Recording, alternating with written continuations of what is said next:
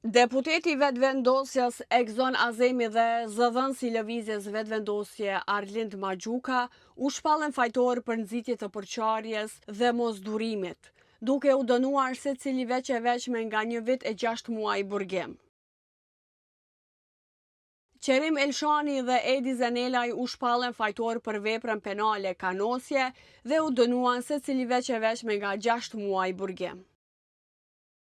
Shpallja e aktgjykimit u bën nga trupi gjykues në përbërje nga Kushtrim Shyti, kryetari i kolegjit, si dhe anëtarët Violeta Namani dhe Avi Sylla. Palët kanë të drejtë ankese brenda 30 ditësh nga dita e pranimit të aktgjykimit në formë të shkruar.